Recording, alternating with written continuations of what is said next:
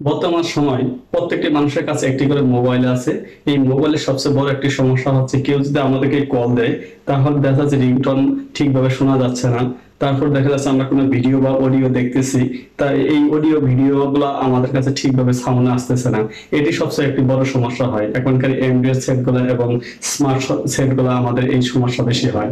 তা আজকে আমি আপনাদের জন্য গুরুত্বপূর্ণ একটি সেটিং নিয়ে আসি, তা হচ্ছে আপনারা মোবাইলে যদি সাউন্ড কম হয়ে থাকে সেই সাউন্ডটা কিভাবে আপনারা বাড়াবেন সেই সেটিং আজকে আমি আপনাদেরকে দেখাবো।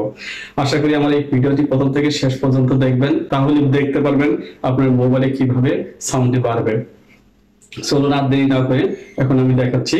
তার আগে আপনাদেরকে ছোট্ট একটা রিকোয়েস্ট করব, যারা এখন আমার চ্যানেলটি সাবস্ক্রাইব করে নাই সাবস্ক্রাইব করে নেবেন, আর যারা করেছেন তাদেরকে অসংখ্য ধন্যবাদ। চলুন এখন দেখাচ্ছি কিভাবে এটি সেটিং করবেন। সর্বপ্রথম আপনারা যাবেন হচ্ছে প্লে স্টোরে। সর্বপ্রথম যাবেন হচ্ছে প্লে স্টোরে যাওয়ার পর এখানে লিখবেন হচ্ছে ভলিউম বুস্টার। এই ভলিউম বুস্টার লেখার পরে যে অ্যাপটি চলে আসছে দেখেন উপরে, এটা আপনারা ইনস্টল করে নেবেন। যেহেতু আমার মোবাইল ইনস্টল করা আছে তার কারণে আর আমার এটা ইনস্টল করা দরকার নেই। আমি এটা পরীক্ষা করার জন্য এখন আপনাদেরকে আমি একটি অডিও গান শোনাচ্ছি, তারপর আপনারা দেখেন এটা কিভাবে সাউন্ড বাড়ে বা কমে। আমি আমার ভলিউমটি কমে নিয়ে রাখতেছি, এরপর দেখেন আগে আমি বাজাচ্ছি। এই সাউন্ডের ভিতরে যতটুকু সাউন্ড দেখতেছেন একদম কম ভলিউম দিয়ে, যাদের মোবাইলের ভলিউম কম এইটুকু ভলিউমের ভিতরে 1 মিনিট বাড়াবো। এখন ইনস্টল করার পর যে অ্যাপটি নিছেন সেই অ্যাপটি এখানে চলে আসবেন।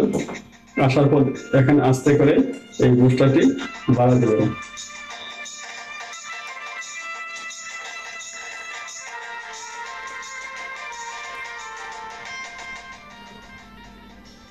মোবাইলে সাউন্ডটি যখন আপনারা আস্তে আস্তে বাড়াবেন তখন আরেকটি জিনিস আপনারা খেয়াল করবেন, তা হচ্ছে যখন সর্বোচ্চ বাড়ানোর চেষ্টা করবেন তখন আপনাদের মাইক থেকে যেন অবশ্যই সম সাউন্ড বা টান টান করার সাউন্ডটা যেন না আসে, সেই দিক দিয়ে খেয়াল করবেন।